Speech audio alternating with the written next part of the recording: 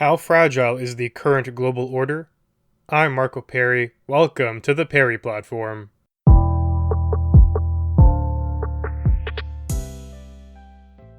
The United Nations Secretary-General Antonio Guterres warned this week that humanity is just one misunderstanding, one miscalculation away from nuclear annihilation. Now, this is true, but it's also not new. We've been in this precarious situation for quite some time now, dating back to the Cold War era. The chips remain the same. We are one misunderstanding away from nuking ourselves into oblivion. Now, Guterres was speaking at a conference where countries belonging to the Nuclear Non-Proliferation Treaty were attending, and he said that this is a time of nuclear danger not seen since the height of the Cold War. And he's referring to the recent escalations with Russia and Ukraine. And given that NATO has been putting pressures on, and there are other situations happening abroad too. North Korea becoming more anxious. China angry when American diplomats are visiting Taiwan.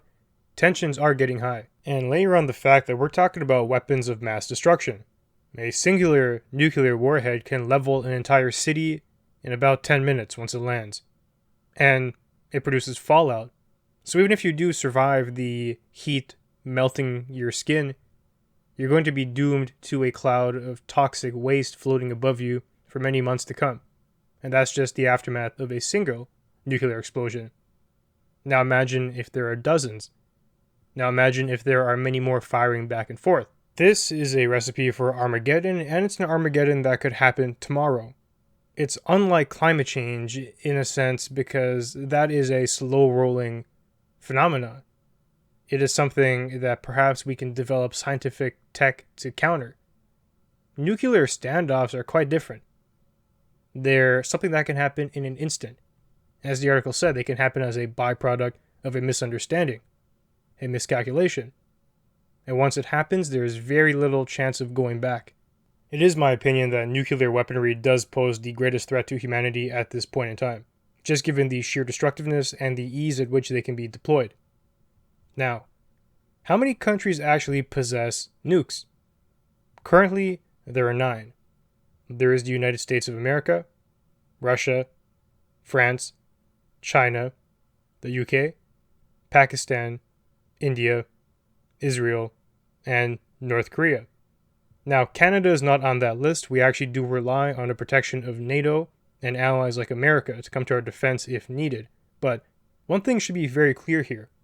Not all countries who possess nukes are equal. There are larger and lesser threats. If you're going to tell me that North Korea, who uses their nuclear arsenal to shield themselves from outside influence and it enables their tyrant king to subjugate the entire population, leaving them in complete stupor and squalor, and if that situation is equivalent to, for example, the UK, who mostly uses their nuclear arsenal as a pure deterrence, there is just no argument there. And that's not to say that the situation can't change. Maybe one day the UK does become something akin to North Korea, maybe even worse. And them having nukes is a terrible thing. Well, having nukes in general is a terrible thing, but there's gradations here. North Korea, China, Russia. These are probably the worst actors that have them right now. And they make that very clear. They make it clear that even though they commit grave injustices like the concentration camps in China for religious minorities, like in North Korea, how the entire country is basically living in constant confusion. Russia, making sure their nukes are present and that other countries don't get too involved in their expansionist efforts, otherwise they're threatening a fallout reaction. It's obviously understandable why countries would want nuclear weaponry. They give you so much power. They have the ability to make even the strongest nations in the world weary of you. Take North Korea for the perfect example. A tiny country. A country that has a malnourished population. A minuscule army. They'd be wiped off the map if something like NATO, America, Russia, China, whoever, really wanted to. But their saving grace is the fact that they have nuclear weaponry. Because maybe you would wipe them out. But they'd make sure you take substantial damage too. That's the power of a nuke. Now, despite the ambitions of other countries to attain this power, one thing remains very clear. We cannot risk further nuclear proliferation. It is a terrible idea to add any more countries to that list. There are already too many nukes at play, and the more we add, the greater danger we're in. Recent reports indicated that the Iranian atomic energy boss, Mohammad Eslami, said that Iran has the technical capability to build an atomic bomb, though he also claimed that it wasn't on their agenda. Maybe it's not on their agenda right now, but having that capability tied with the intention to do so is something that we cannot stand for. Introducing more weapons of mass destruction into the global equation is a surefire way for us to find ourselves in a nuclear fallout situation. It should be the entire globe's priority to ensure, first of all, Iran does not proceed with these supposed capabilities. And that goes for every country around the world. I don't want Canada to get nukes either. This is completely non-negotiable, and there has to be the utmost consequence to any country who does try to skirt around these rules.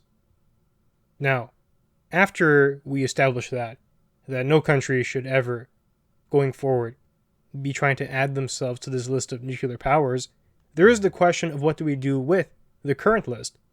Scaling down is the way to go, but honestly, it's very foolish to think that this is plausible or something that can happen in the short term. There are so many game theory challenges associated with that. The first is that the only safety net that we currently have is mutually assured destruction. The only reason why China, Russia, America, the UK aren't in a nuclear war right now is because they know if they fire nukes at you, you fire them back at them. And everyone dies. That's not desirable. So, the best thing you can do is wave them around and threaten people. You can say that if you do this, we'll fire our nukes, and we can say that if you do X, we're going to do Y. But all in all, at the end of the day, if we're dealing with rational actors, everyone knows that you don't want to die. You don't want your country to implode. You don't want your family to be incinerated. Given this equation, who's going to be the country to first offer up their nukes at the risk that other countries don't follow suit? That's not going to happen. So the only alternative then is for countries all around the world to band together and to jointly decommission their nuclear arsenal. And that's only going to work if all of them do that. You can imagine if 8 of the 9 countries do that and one doesn't, like North Korea, and now they're the only country in the world with nukes, how is that going to work out? Terribly. And you must ask yourself, if that's the only reasonable path forward, can we get all of these countries to agree? The answer is obviously no. North Korea for sure is going to decline that offer. Why? Because nukes are the only thing keeping other countries from intervening in the vast injustices that have been happening there for decades. The regime is not going to agree to something that will open the door to mass pressures for them to change. And to even backtrack a second to show you how precarious the policy of mutually assured destruction is, just think about what it hinges on. It hinges on a quote-unquote rational actor. Well, what if one day you're dealing with someone who is not operating rationally, as you would interpret to be? It hinges on the fact that people don't want their country to implode and they don't want to die themselves. But what if you find yourself with a leader of a country who's okay with dying? Who may even want to die in a martyr sense? These are things to think about. That would drastically change the global landscape, and it may even force a nuclear outcome. And that's not even layering on the miscalculation piece that was talked about at the beginning of our discussion. What if your radars malfunction one day? They detect a nuke, but it's really a seagull. What do? Do you fire back? Well, that's the policy. And we've actually been here before. We've had situations during the Cold War where radars were signaling incoming nukes when there were really none. And only by sheer luck did we avoid a nuclear exchange. Then there's the Cuban Missile Crisis. These things have been happening. We've been lucky thus far. The global community has to be pragmatic here as we navigate the nuclear puzzle and establish policies and priorities that can actually happen. The first and most important, arguably, is ensuring that no other countries get their hands on nukes. To have global policies and global consequences established if a country does dare. We simply can't afford that. And in the long term, we start to explore decommissioning arsenals, but in a joint effort. It has to be all or nothing here. Currently, the landscape doesn't look promising, but maybe one day it is. Maybe certain negotiations and incentives can be dangled to make that happen. These are things that we should be thinking about. Now, with that, it does bring us to the end of our conversation for today. If you enjoyed the material, be sure to leave a review and share. That'll help us grow. And you can find me online at perryplatform.org and on social media at perryplatform. Thanks for joining me, and I'll see you soon.